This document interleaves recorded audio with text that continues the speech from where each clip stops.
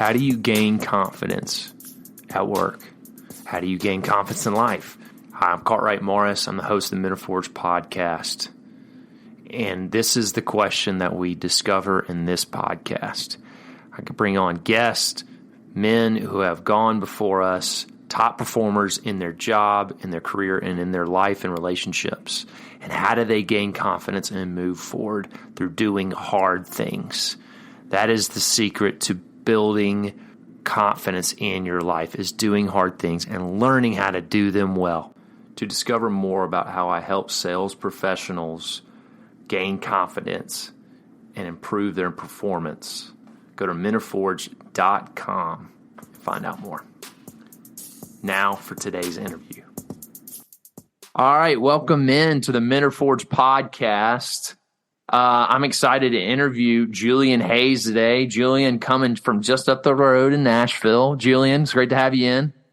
Thank you so much for having me, man. You know, I don't know. I should have just came down to the deep south as we were talking about beforehand, and we could have did this in person because you are literally right down the street from me.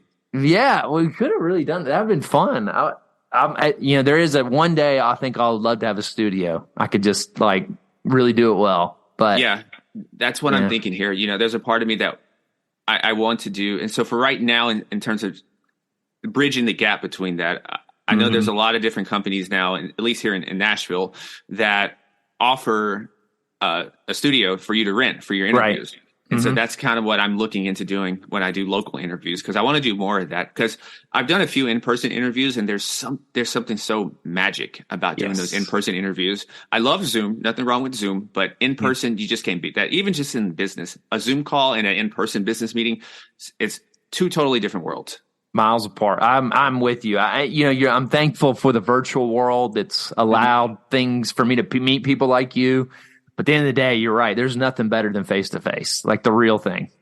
Absolutely. Yeah. I think it's maybe because I'm an older millennial, still a millennial, but an older millennial. Same. So I have to, I'm lucky. I look back now.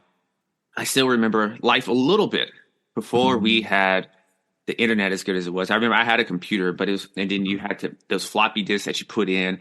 There was a time when I went to the library, I had to go search for the book itself and everything. Yeah. So, we had the flip phones, the little Nokias, and it took a long time to text. So you really didn't want to text. So you either called the person or you waited till you saw them. Those were the good days, right? Yeah, because you didn't have the actual keyboard to text with, so you had to go through each number, the three letters. Yeah. So, and that taught us about communication, because you didn't send needless words, because it was a task in itself to type one word. So you were very precise with those words, and I think it made us better communicators than people now. Because sometimes people send text messages, and man, it's like sending me a thesis. I'm like, what are you doing? You should have used a voice note or something. I don't want to read a thesis. Exactly. Yes, 100%. If I wanted to read, I could open up a book. Yeah. Exactly. Or an email. So, I mean, if you're going to talk that much, yeah. Anyway. Exactly. Yeah. Well, I guess we can go all day on that. But, the first world problems, right? Exactly. First world. This is when, life is good. When we have time to complain. This is the thing in the world. I'm not going to go too much on a diatribe about this, but, if you think about a lot of stuff that we complain about, that you hear people complaining about, you're like, and if you look at the grand scheme of things, you're like, man, life must be really good for you to go down the laundry list of things and to finally get to this thing. That's a problem. Because for most people, they don't have the time in the day. They have to work way too hard just to get by and survive for this to even come up as a problem. Yes. There is value in a level of naivete, right? Or a level of just simplicity.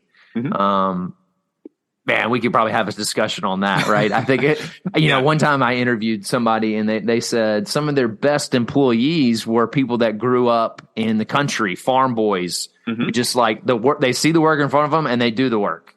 Yeah. Versus people that grow up in cities, and I would say this: my growth has come from being in places where it's more diverse, more different people from different backgrounds and understandings and countries, and it's exposed me in my thinking, right? But then there is a level of at the end of the day, you got to do the work, so there's a dichotomy and there's value for both. And I guess this is a good transition.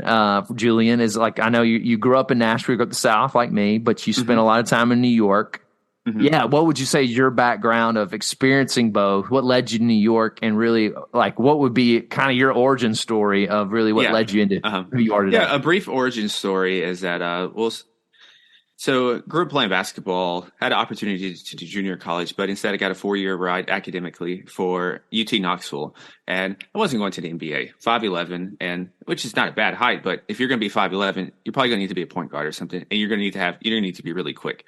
That's not me. I needed at least be 6'3", 6'4", so I can be more of a swingman. So let's push that aside. My brain's going to take me further than my athletic talent. So you go to UT Knoxville, and it's pretty similar to Nashville. It's a big party school, but it's still about the same and everything. So, but up there, I started to, like we talk about, you started to have this exposure, this paradigm changing of meeting people from different walks of life, and it really opens your eyes. Like for me, I did not really start eating healthy until maybe college, and trying salads and things. I just ate fried food. Like my pregame meals for basketball was like the chicken nugget combo, the 20-piece and a large fry and a large sweet tea.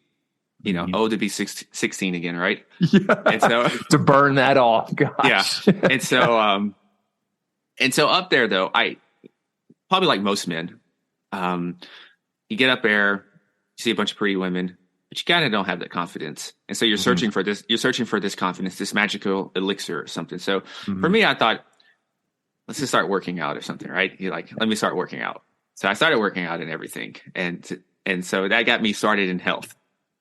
And over the course of that, I really started to like this thing. I'm a business major and I still finished with that. But toward the end of time, I'm thinking, I don't really want to do this marketing thing, because I initially thought marketing was going to be in a big office and get to dress up and just give ideas all day. I just want to be an idea guy, create things. Did a little small internship for once. It didn't last long.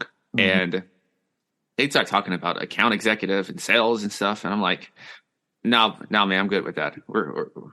We got to call audible on that. No, thank you. And so you do that. So I start to do the prereqs for medical school, and that's what takes me to New York. I get accepted, go to New York, and man, New York is a very different place than the South. So the first thing I get up there, I see a guy dancing with a boombox. And I'm like, this ain't Tennessee. This is not Tennessee. But, you know, when I'm up in New York, the cool thing about New York is you can go to a Starbucks here in Nashville and people are just going about their job and everything.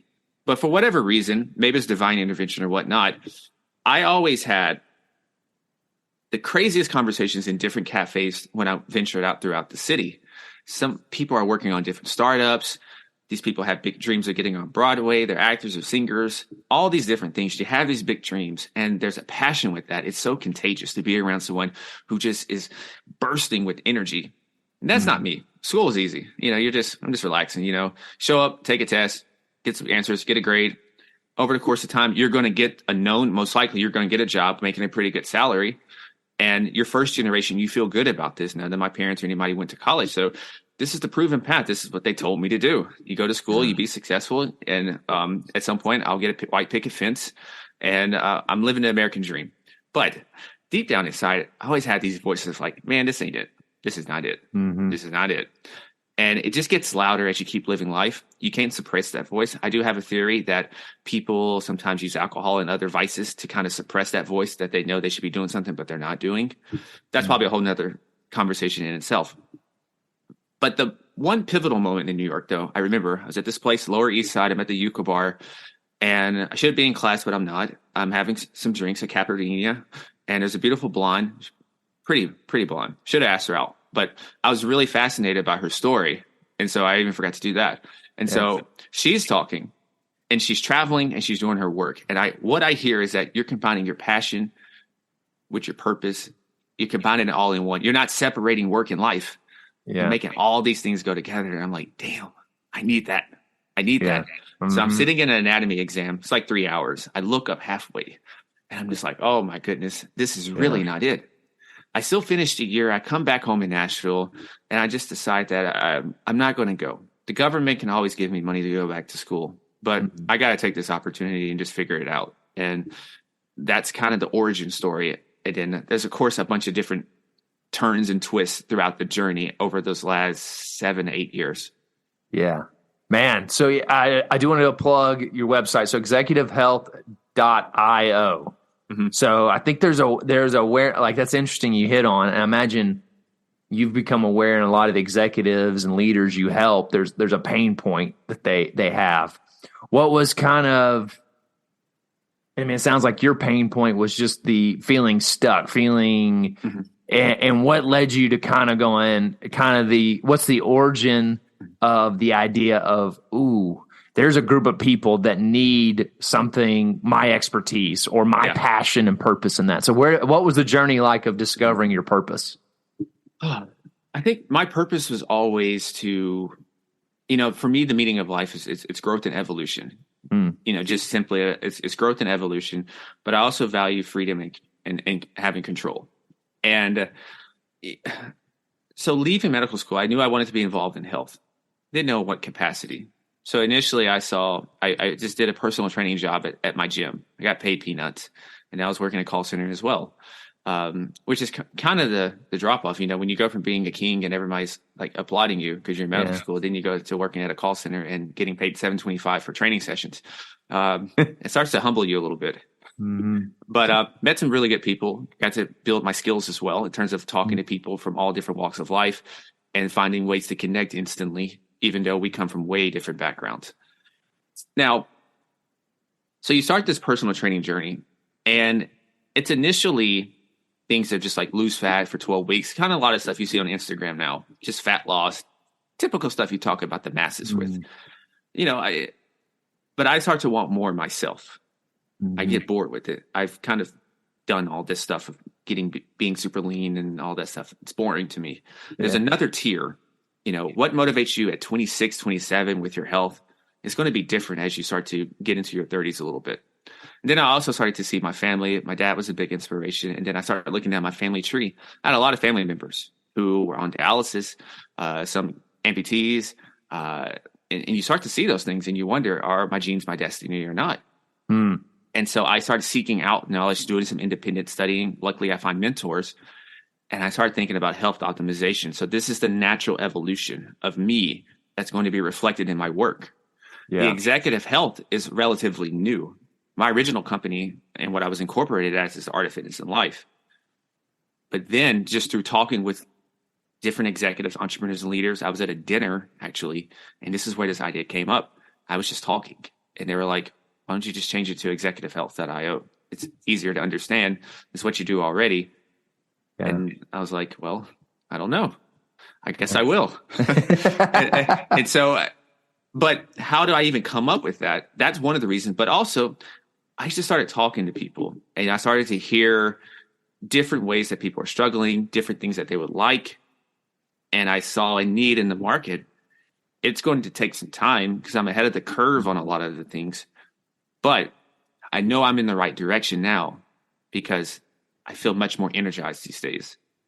Huh. And even the days where a lot of days when you're creating something, or even if you're rising up the ranks in the corporate world, there's going to be a lot of times where you're going to keep doing things and there's no results to show for it. You have no idea why you keep doing this because there's no proof visibly that you can see, even if you feel it. And that's a key distinction. That's a key reason why a lot of people quit. It's almost like you're harvesting out in the ground. Mm-hmm. You're planting seeds and everything. You don't see anything coming to fruition because nothing's sprouting up. But underneath that surface, you're building momentum. You're actually building that vegetation. And you just got to have the faith in. And that's where that came in.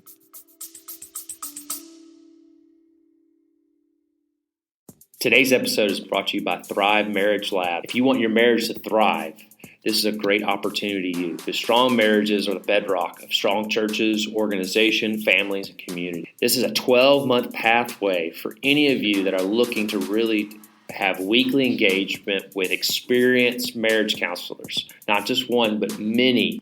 So go to restory.life/thrive to get on the waiting list for this great program that starts in April.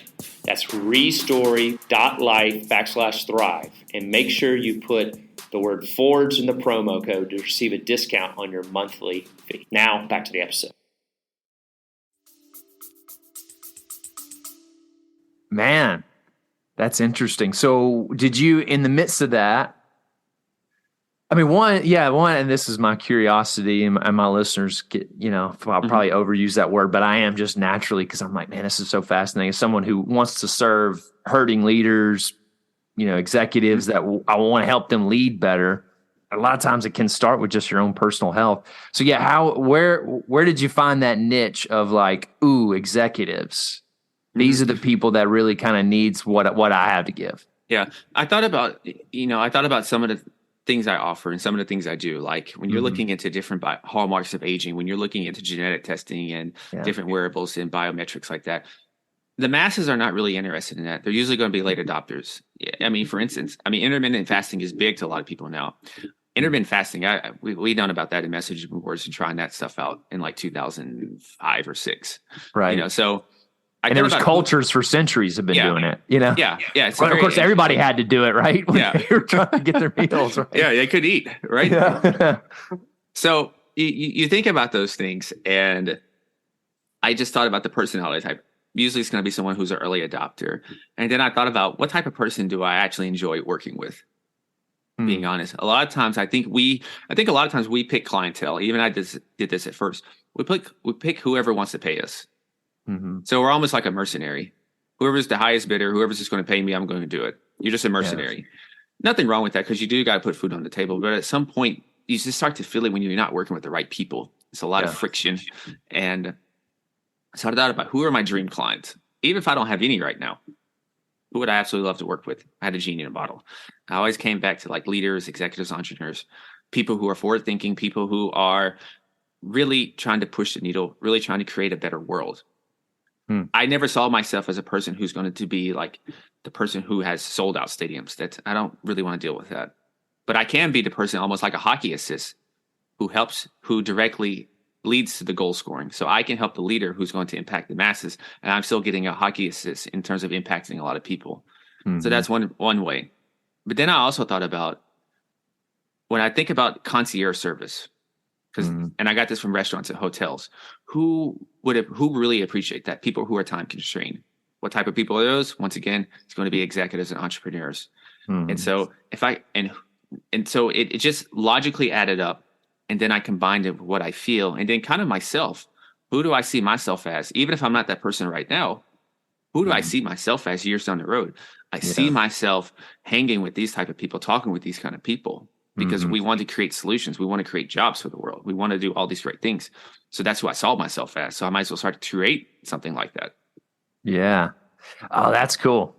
And so I would love just to share with my audience, what is that process? Yeah. Because I think there is some of my audience out there, it really is interesting. As much information we have, we've gotten too much information when it comes to our health, right?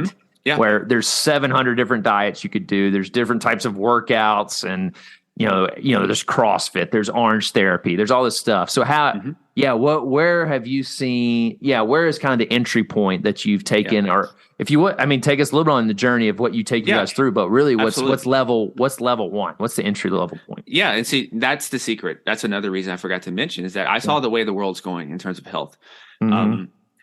I can go to ChatGPT. I could use a lot of different services now to find a quote unquote custom nutrition plan. It's not really custom, but I can go on Google, find a nutrition plan. I can go on Google and find a 12-week, 16-week workout plan, and it'll be pretty serviceable. So if that's my main thing, I'm still a commodity.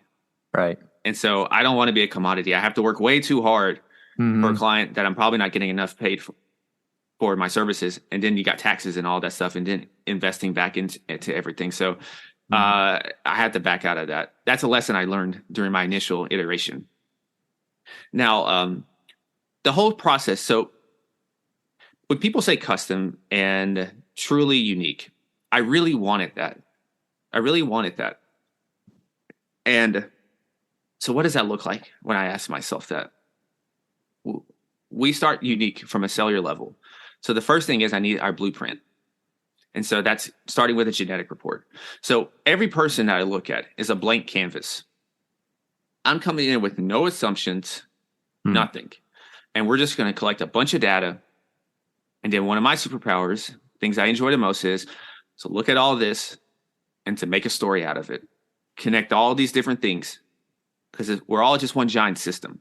Putting this all together and thinking, okay, from what this person said, from how this person's worldview is, and what their data says, this is how we're going to start.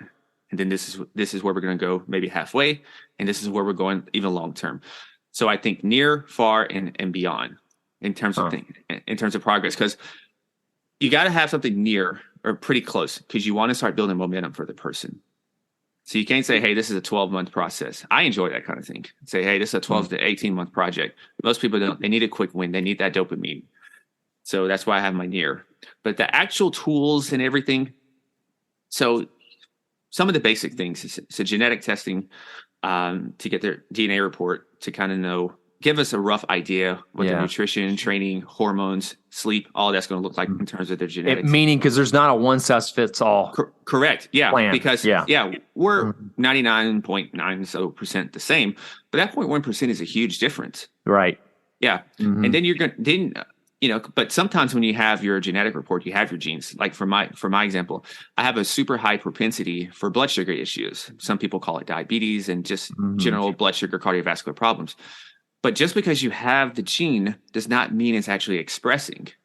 So that's a key thing, that you cannot take these things as absolute.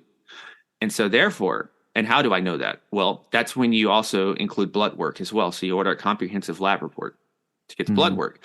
So I can check my fasting glucose, my fasting insulin, and my A1C to see, is this actually expressing or not? And so that's a way to kind of match those two. Then I like to do just a general health assessment, kind of learn the background, learn a little bit about their family, learn a bit where they're seeing health in terms of what are they looking at in terms of the lens. Some people think they have a sleep problem. Some people it's a food problem. Some people say a motivation problem, whatever it is. That gives me an idea. And next is we're going to also add a omega-3 report. Right. Yeah. And then I have a tool here called First Speed. It's a company. It's a device you wear for 3 days. It's going to keep up with every heartbeat for those 3 days.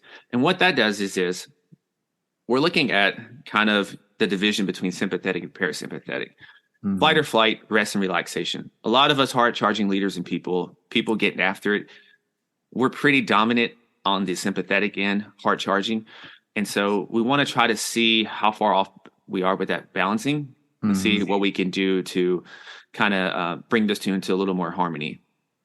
You're also getting a sleep report with that, looking at how you're sleeping, the quality of sleep that you're getting, the breakdown of that. Then we're looking at exercising, your VO2, and heart rate, HRV. So you're getting a whole initial comprehensive report, kind of like I said, where you stand. And what that does is also, most importantly, it lets me see how you're living. And it also gives you a reflection of how you're living.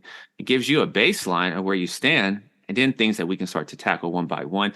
There's a couple little other pieces that's added, like a age report to say, what's your age chronologically compared to biologically? That also gives you an idea of how you're living currently right now and how you've been living. And none of these things, the good thing is absolute and set in stone.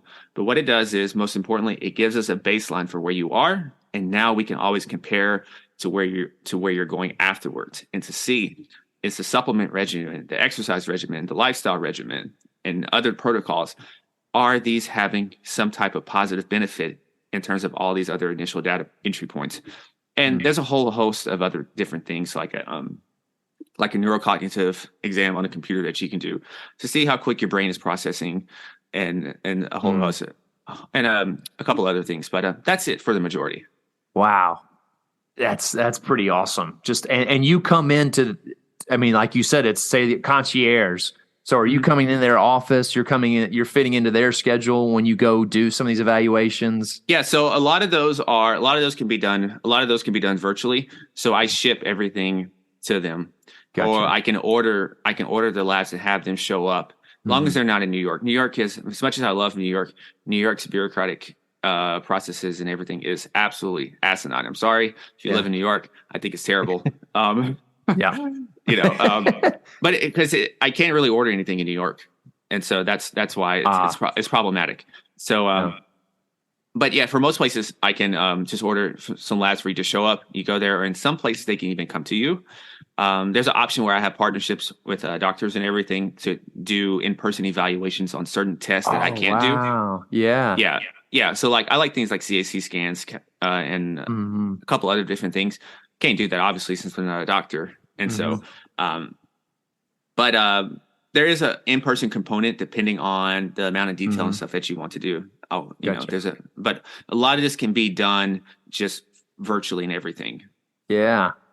Oh man. So you gotta, if we could just back up a little bit, we got an athletic basketball background, business degree, medical school, personal trainer, and like all of this is just kind of seems in New York. Yeah, man.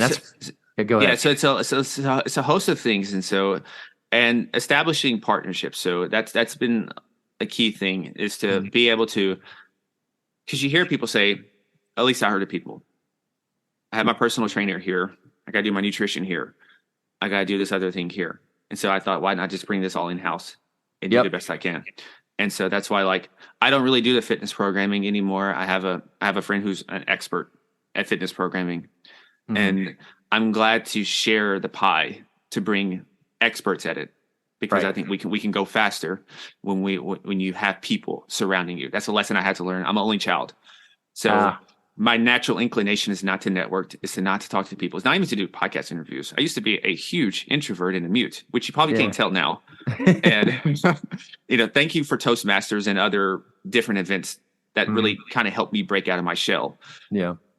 But so you have people who kind of are specialists in certain areas I know about, but I'm not the foremost expert at. And I really want to focus on essentially being the CEO of their health.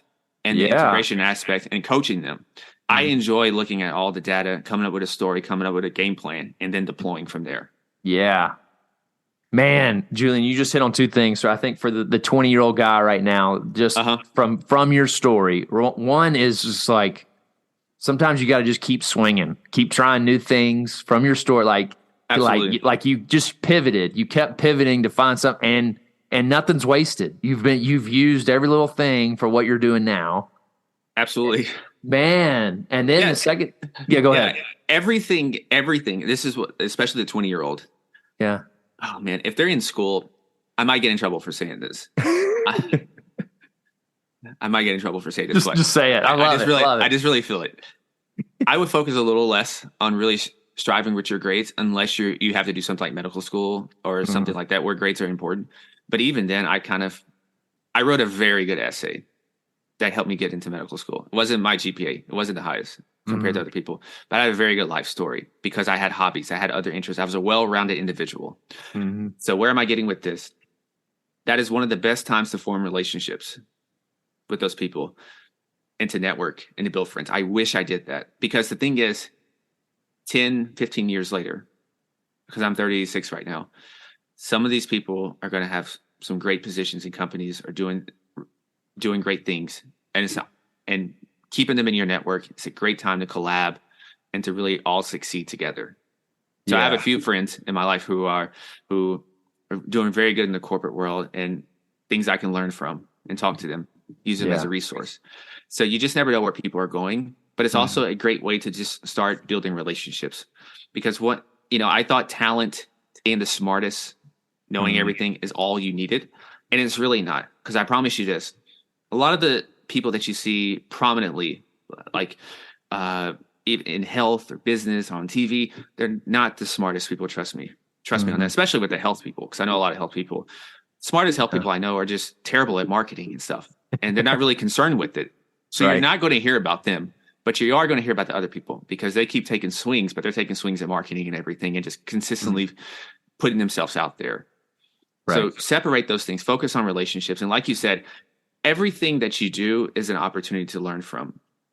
So even from working in a warehouse, even from working in a call center, I took different influences from there. I know how to relate to people, ranging from a super wealthy person to a very blue collar working class person. I can relate to them and share a story. Even if we don't live the same life, I can relate to them. And that helps you with communicating. So wherever you go, you can communicate and relate to people, build relationships better. And it's also good from a business, even from a leadership standpoint, because leadership, a lot of times, which is different than what I thought it was. But from a leadership standpoint, it's getting the buy-in, getting people to believe in you. And one of the ways to people to believe in you is for them to know that you are similar to them and that you kind of have some kind of viewpoints and commonalities with them that's going to build that connection together. And so that's kind of a few things that I would tell that 20-year-old, and just to stay curious. The world really wants you in a box. They would do everything they can to place you in a box, to place you in this identity. I still got family members now. They're like, well, when you were 25, you didn't think like this and you did this. I'm like, dude, I'm 36 now. Yeah. if I'm thinking the same at 25, at 36, and nothing's changed, there's something wrong. Something went wrong. Something went wrong. Mm-hmm. Yes. Yeah. Yeah. I mean, which is like, I think this is what I love about this podcast. I interview men like you. It's what ends up is the common theme of all of them is like they've learned how to fall forward. Everybody falls. Everybody gets humbled. It's like they just fell forward. Yeah, and everything's not linear. Like the trajectory of success is not linear. Like you'll have a good winning streak, and then you might end up losing it all. Yeah. And then you got to start over. But I like to think of things for a reason. So for me, that was something I actually struggled with, was that, after I wrote a book years ago, and I had a pretty decent fitness business, but it was almost like talk a little sports. So I'm a big fan of teams like the Sixers. I'm a Philly sports fan, but I'll use the Sixers. The Sixers were known for tanking a few years ago. They were awful. But before then, they were a very mediocre team. They were always an 8 seed. And so that's great. You play the number 1 seed. You might win a game 3 or game 4, but then you're going to lose it. You're losing in 5, definitely. Yeah. This is post Barkley. Is this what you're talking about? No, this is post Iverson, post the few Yeah. So this I forget about that Iverson team was really good. Yeah. This is before they got Joel Embiid and the whole, process. And so I like that mentality, even though you were losing, because I'm a believer in championship or bust. That's just my mentality, championship or bust. And I think sometimes when we're really having that purpose, and I think about the book, what's that book? The Alchemist. Yeah. And, we're Santiago. We're having that Santiago moment. And so you're uncertain and you don't know if you're going to end up on the street. You don't end up, if you're just going to have to go back to work or whatnot. But you never feel more alive in that moment. I can tell you. I never feel more alive. It is stressful sometimes to think, I don't know, man, I don't know how this is going to work. You have no idea about the how, but I just believe that you know the what and you know your why. And you're just going to figure it out. Yeah. And I think that's where having belief and faith in yourself and belief in another power can come into play with you there. Yeah, absolutely. So, I feel like I'm about to pivot here. There was a second thing I wanted just to recognize, and you just hit on it just now, was for 20-year-olds is the self-awareness, especially when you're not naturally bent this way as an introvert, of like, I need others. And I need to surround myself with high quality people. I mean, it's like generally like, you show me your level of success, show me the people around you. Like that really matters. And so you really hit on that. That was the two things. Okay. Yeah. I appreciate you saying that. So, but then it's something off of you just said now, and I'm like, man, how did you, you've kind of already hit on this, but like you said, well, when you know your why, you know your what. How would you encourage that guy at 25, who you were at 25, to go figure that out? Man, for me, my father was a lot of inspiration for that, because my father was really sick for the last 10 years of his life, especially the last 4 years. That's why I was home being a caretaker. And, when he says things like, I would give everything to just be able to walk again. Because you have to learn how to walk with a amputated leg, with a prosthetic, and just drive. And you think about basic things like that. And then I think about my grandfather who passed, and before that, he didn't have a father. His father got killed, got shot when he was a little boy. And so you get to thinking like, man, I'm pretty lucky. If my biggest problems was maybe this funnel's not working hypothetically, or maybe I don't got all the clientele I want, or maybe my investments are not going like they want right now, or maybe I'm not being recognized enough in my job right now, and I want to rise up the ranks. In the grand scheme of things, it's not that bad. And then I think about the alternative. What else do I have to do? Like, I literally have nothing. I don't really have a plan B. I'll go do side jobs or something, but I'm not stopping with this. I'm just going to keep going and just figure something out because I don't like the alternative. I personally, for myself, I couldn't live with myself. And because there's a very nasty virus, it's the worst virus at all. You won't see that on TV. And this is called regret. Yeah. That is a sickening feeling. I heard that way too much. You hear too many old heads talking. Man, if I wish I did this something years ago, or I wish. And I'm like, that's, and you can just feel it. You can just feel it sometimes when you talk to someone and they're full of regrets, full of what ifs, and they're getting closer to the end of the road. And they're just like thinking about the person they could have been that they're not, all because they either didn't take a chance, all because they listened to people outside of them say things, naysayers, down their vision, down their dreams, or they just didn't stick with it for whatever reason. And I just can do that. that. Not after seeing what the people before me came through. And so it just didn't make sense. It just didn't make sense for me. And I think not everyone's going to have that story. So I think you have to find what resonates with you and just really explore your story. Look at this like an adventure, and like you're the main, like you're a character. Kind of detach yourself a little bit from yourself, your ego, and just look at yourself as a character. So whatever's happened in the past, look at that as this is just part of your story arc. This is the Joseph Campbell call to adventure, the story arc, right? Like Luke Skywalker, he's a nobody, blah, blah, blah. Then he becomes a Jedi. This is just your story arc. So whatever happens, whatever you are right now, this is just part of your story to celebrate later on and to share with other people and inspire them.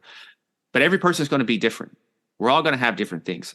What I'm motivated and inspired by is different than what some of your listeners are going to be motivated and inspired by. And so you do have to do some self-reflection, some soul searching.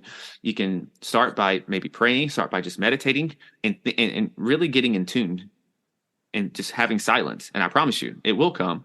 It won't be instantaneous, but it will hit you at some point of what your rhyme and reasoning all this is for. Yeah. And so it's not it's not a black and white answer. It's a lot of ambiguity with it, but finding that is good. And maybe one way to help is create an anti-vision. I know we talk a lot of times about vision, but I think about an anti-vision. And I think about the person I despise the most, the person I don't want to be. And, I have a lot of enemies. So for me, one of those is a victim mentality. Yeah. And so I write that character out, how he acts. And so I think about that person a lot of times of who this person is. And I don't want to be associated with this person. Not at all. It's like Michael Jordan, what he did some nights when the Bulls were playing a very crappy team. They're a 10-win team, and there's no reason to really give it your all. But he did. He came in and crushed them still because he created these stories in his head. He created his own stakes. Maybe it was a reporter, a local newspaper reporter that said the slightest thing about him. Maybe it was he heard something or he just created something that got himself ready to perform. And that's kind of what I think about. Yeah. That's so good, Julian, because it's something I talk with my clients a lot. Is like, we want to be the character. We all know a great story is when the character is driving the story. We want to be the character that's driving the story, but too many of us, we want to be the passive character. We want it just to happen. We want to wait around for it, take the victim mentality, and instead of being the driver of our story. And therefore, the driver of the story is like you said, Luke Skywalker. He went out and took risk. He left the familiar. Yeah. And a good opportunity right now is with the way the world is right now and potentially with some things that are upcoming in terms of the market and everything. This is an opportunity for you to really set yourself apart. If you think about the world now, it's never, I heard Dana White say this, and I don't remember the whole quote. I wonder if I could find it. No, I probably can't find it real quick, but he talked about how in today's time, it's never been easier to really succeed and place yourself and separate yourself from people. Yeah. Because most people just don't have that mentality anymore to get after it. Right. Life's very comfortable. It's almost like you hear people embrace being mediocre and average. Nothing wrong with that. There's really nothing wrong with that. long as you're okay with that internally and spiritually and everything, if you're okay with just a comfortable, easy life, you're fine. But a lot of people are not. They might say they are, but a lot of people do want more. They just lie to themselves. So you don't want to lie to yourself anymore, and you really want to go after it. It's never been an easier time because most people are really not going to put themselves out there to really go after it. A lot of people are going to start to contract instead of expanding right now. And if you look at some of the worst times throughout the history of the world, you can see that some of the greatest thinkers, inventors, businessmen, companies, and everything all had their birth during the worst times. Look at some of the companies that started during the 07, 08, 09 recession in that time. And then look where they are now. Yeah. And just be able to get in that mindset is even harder because I think most of us weren't trained that way. Most of us lean towards comfort versus like, oh, this hard position is actually the place to be where I need to actually build and grow something and create something good. Yeah. And, for me, some of my friends who grew up in very tough, harsh conditions, they naturally have this. But for me, I didn't necessarily have that. I grew up pretty much lower middle class, not rich by any means, but you're not struggling for food. You're just blah. So for me, I got a lot of this through physical exercise. So not even doing things just to, yes, it's going to enhance your appearance and you're going to get muscles and everything, but really doing hard things through physical exertion, because that's going to build character that is then transferable to your professional life, to your personal life. And so that's kind of how I found my footing, was through physical exercise. Yeah. Which that's a good transition because I wanted to dive back into what you're doing. But I mean, a little side note, just even myself, doing hard physical things makes me realize I am more capable than I think I am, right? Even beyond just the physical. But I'm curious, so what's some of the excuses that you've heard from executives about their health? Yeah, the first one is I'm too busy. Yeah. A lot of times I'm just too busy.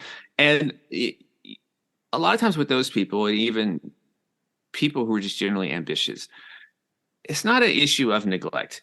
Very rarely is it known neglect. Very rarely is it laziness, because you wouldn't be successful business-wise. You wouldn't have a lot of the things you did for these people in the world if you were lazy. Right. So it's unintentional neglect is more proper way to think about it. And it's more like a paradox of success. If you think about people, generally the more successful you become, quote unquote, the more your company's generating revenue, the more that your income's increasing. Generally, you have more responsibility. You have more pressure on yourself. You still have a personal life. You also, in the back of your head, had this thing, a fear of never wanting to go back to day one, because nobody wants to go from a very nice steak dinner into eating ramen noodles again. Nobody wants to go back there. So you have all these things add up. This is kind of the success paradox. And the thing that unintentionally gets left out is our attention to our well-being. Because with health, it's not something that instantaneously is going to show itself. It's something that can manifest 5, 10, 15 years down the road. So just like investing, I put $5 in now. What big deal does it make if it's only going to be like 2 cents? Hypothetically, it's not that, but 2 cents next week. You're not thinking, okay, in 10 years, this $5 could be hypothetically $80, right? Yeah. You're not thinking about that kind of gain because a lot of times people don't think long term, and that's the thing. A lot of times with our health, we can do. A lot of times, one of the key things, if you can remember this is all you need to know. If you can do the things that are hard and that you don't want to do now, then life's going to be much easier for you later down the road. But if you do the things that are easy and comfortable and convenient for you right now, life can potentially get harder for you down the road. Yeah. So you can skip out on your health. And we're not talking about marathons here. We're talking about a good level maintenance here. Right. You can skip out on those things. You might not feel it in your 20s, might not feel it in your 30s. But like credit card interest that's rolled over each month, I know that too. And yeah. As owning your own business, I get that. That's going to add up. It can quickly. It's like a snowball. It can quickly add up. There's a great book on this. It's called The Slight Edge by Jeff Olson. It's a fantastic book to read on just the importance of the small details. The importance of even something as just making sure you walk 30 minutes. I want people to do more than that, but even something like that, just walking 30 minutes compared to not walking 30 minutes. And over time, what difference that's going to make in terms of your health, in terms of your brain power, and so many things. And so you really have to kind of look at this long term with your health and look at this almost like essentially a business. Yeah. You have projections for the next quarter, but you also have potentially 5 and 10-year projections as well. They're not going to be precise, but it's a rough estimate. It's at least gets you thinking about 5 to 10 years. Yeah. And then now that we know, with concerning epigenetics, that, if you're thinking about bringing kids into the world, that you're not even just eating for yourself right now. You're eating for the next 2 generations at least. Yeah, because you can look at, there's something called the Dutch famine, and you can look up how the next 2 generations how it affected their health just from their starvation. So you're eating for a couple of generations. So even if you think what I do is insignificant, it's really not. You're affecting a lot of people. It's not just, your wife, your husband right now, or your surrounding circle. It could be thousands of other people, because you're putting the people that come after you in a better position from an epigenetic cellular level. Hypothetically, they can be healthier. They're going to get out the gate running better. They can influence a lot more people. So think about the web that you have with that. So that's how you can expand your thinking and expand that what I do actually matters on a daily basis. A lot of us, what we do on a daily basis matters. But it all starts, and we always talk about, I want to save the world. I want to help these people. I want to do all these big things. Let's start with ourselves. Let's start with personal excellence. Let's start with making ourselves the most enhanced version that we can. And you'll be surprised, just by taking care of yourself, people are always watching you. There's a kid at the gym about 2021, just started talking to me just by the way I acted, the way I went about the gym. I think he saw me one day at the coffee shop and he got curious. So you never know who's watching you, and you never know who you're having an effect on. I'm sure with the podcast here that you might get people that you never see them comment. They might not even leave a review. And then maybe a year later, they'll message you, man, thank you for the content you're doing. Yeah. Yeah. And that makes all the difference in the world, because you just never know. Yeah. That's so true. That's really good. Sometimes I do get a little frustrated sometimes when I find that out, and you're like, why don't you like it? Give me you realize how this worked, the algorithm, but you're like, then you're like, you know what? It made a difference in your life. Yeah. That's why I do it. Yeah. I always say, be a slave to the rhythm, not the algorithm. Yeah. And then do it for the intention and not the attention. Yeah. I have this problem big time, especially when it came to writing and podcasting, even now with like the work. It's you want these external metrics. You want the likes, the comments on your posts to let you know that you're doing a good job. It's almost like being a little kid. I want mommy and daddy to tell me I did a good job. But I guess this is parenting advice now. I don't have any kids right now, but I always think about, to change that, I want to commend people on the effort and their habits that they're putting in, not specifically the end result. Yes. So I can program them to focus on the process instead of the end goal. Yes. And that's a key thing as well that a lot of times gets us to quit, is that we focus on the end goal and the result and not the process itself, when all we really can control is the process. Man, that's a great, I appreciate you saying that, because that's my next question was really around that was, I think sometimes people think health, fitness, nutrition, they see the mountain and like you said, that instead of trying just small and creating the momentum, they see the mountain and like, no. And what would be a first step, or what would be something, something to put the near part of for someone to just start really going on a journey of health? Make it so easy that it seems stupid, and it just seems it's so easy that it can't fail. I took that quote kind of from Banks that are too big to fail. That's a whole nother story. Yeah. But this is just too easy to fail. Yeah, too easy to fail. So maybe it's just like, I'm just going to do 5 minutes. Say if you're completely like, man, I haven't exercised in like years, right? I would like to do some of these things that look like this, but man, that seems like a huge hill to climb on. Man, just say, man, I'm going to go do 5 minutes. I'm going to go walk outside for 5 minutes. 5 minutes, man. Everybody got 5 minutes, right? Right. Everybody got 5 minutes. I can still scroll social media and everything that I'm doing too much, but I can still do it outside when I'm walking 5 minutes. You keep doing that. Maybe the sun's out. It feels good. You're like, I'll go a little longer. But what you're doing, you're creating a winning streak.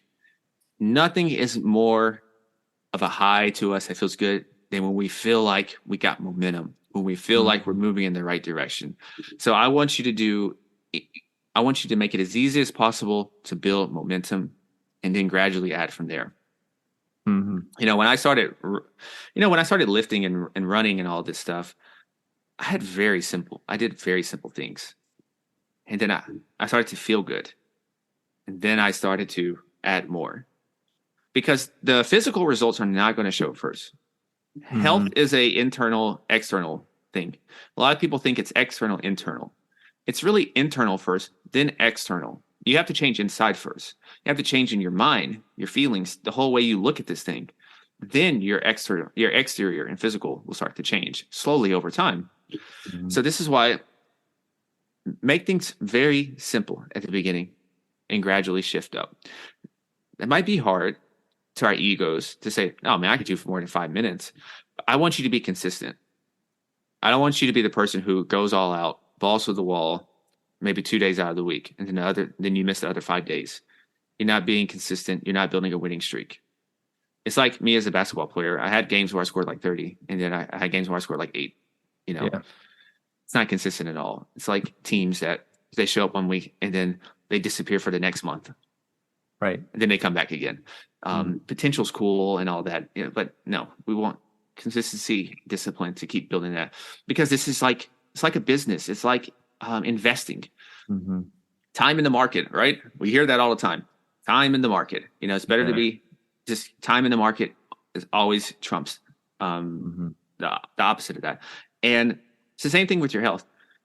Consistently time investing in your health is going to compound over time, compared to the people who are in it for a little bit and then they're out again. They're in and they're out. You can't build any momentum that way. Whereas consistently investing small buckets into your health over time, it's going to snowball, and you're going to be surprised where you are, months down the line. Yeah. If people, this is one reason why I don't do 90-day, 60-day transformation programs. I don't do anything called transformation anymore. That's not my thing. It's not my niche. Right. I do long-term things. That's all I do. It's just long-term. And it's because I know human psychology. If you have 365 days out of the year, you're not going to bat 100% most likely. Maybe over time you will, but most people are not. Probably going to bat about 75, 80, 85% of the time, just a general person. And so to go ahead and know that, and to think of it that way, instead of saying I have to change everything in 60 to 90 days, you're going to free yourself up psychologically. You're going to take a lot of the stress out of this. And most importantly, you're going to avoid one of the most critical mistakes that people make, is creating friction between your business, your personal life, and fitness. A lot of times, look at the New Year's resolution people. Man, they're guns a-blazing early on. Life doesn't care that you're trying to get in shape and lose 20 pounds. Life really doesn't care. It's going to keep going on. The work is still there. Yeah. And so now you have this problem because they're not synergistically together. They're creating all this, they're butting heads. And typically the business and the personal life is going to win out because it's money, and it's usually people involved as well. And so once again, your health gets pushed to the sideline. You'll come back to it later when you have more time, when work is not so busy, when you finish this project. And humans, we're not going to do that. So the next thing you know, you put on more weight. Yes. So all to sum that up, have something very small and manageable. Don't sit there that long, because I don't want you to be complacent. Nobody wants to be complacent. But just to get the ball rolling, just start. I'm learning how to swim. It's a long process for me. I'm scared of the water. It's one of the last things I got to tackle. And so I'm learning how to hold my breath and breathe properly.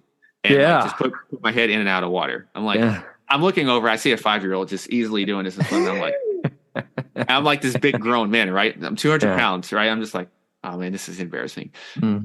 But like anything else, you gotta start somewhere. You gotta start somewhere. Even with running, I had to learn how to run. That sounds stupid probably and weird to a lot of people, but I'm used to sprinting. And when you're running 20 plus miles, that's going to be, your whole strides are different when you're running distance compared to sprinting. So I had to learn how to run, learn how to breathe. I had to practice nasal breathing and a lot of things. Yeah. Again, you see these things working in motion, but a lot of times we take it for granted. We see the end product the successful entrepreneur, the successful businessman, but we don't see all the small pieces that added up and collected to make him who he is today.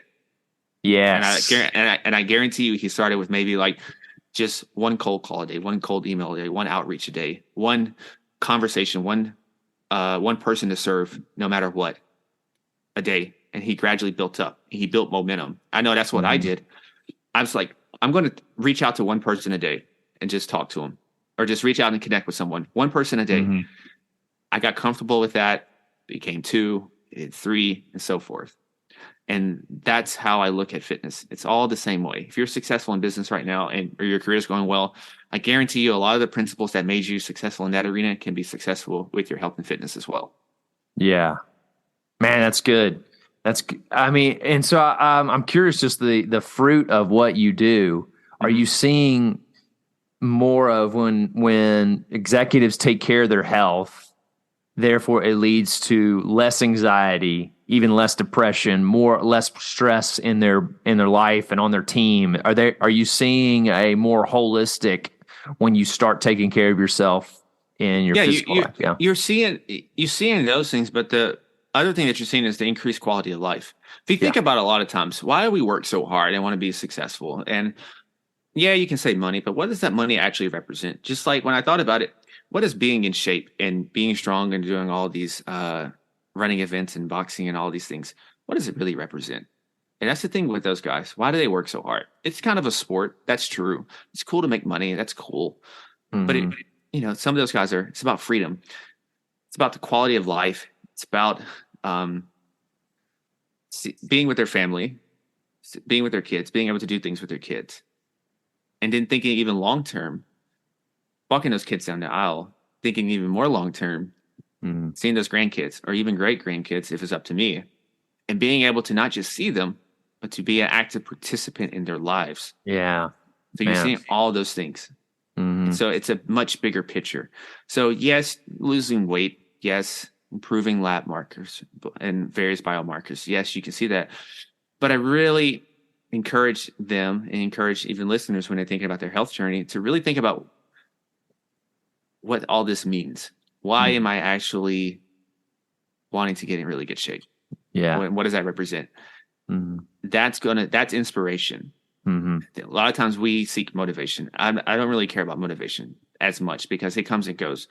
But the inspiration, that's something that can sustain you. Yeah.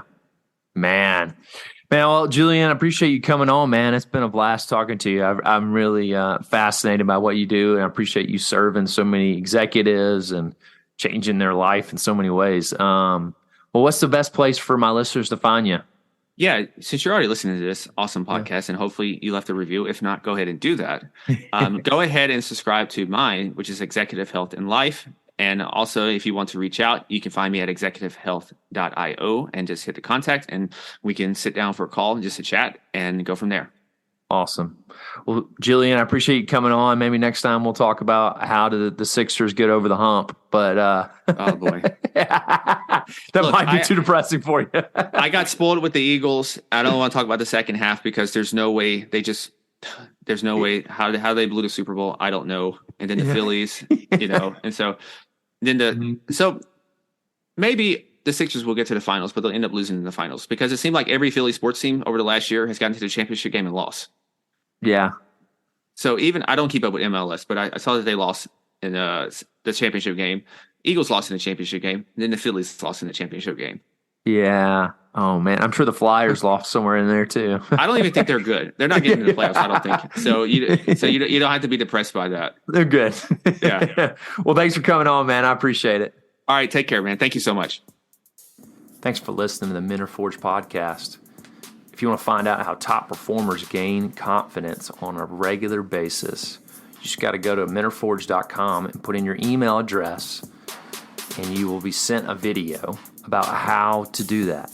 It is the process that I've been developing and working in with my clients, and it's part of my coaching program as well as my keynote. So go to menareforged.com to find out more information about how you can gain confidence and become a top performer in your field.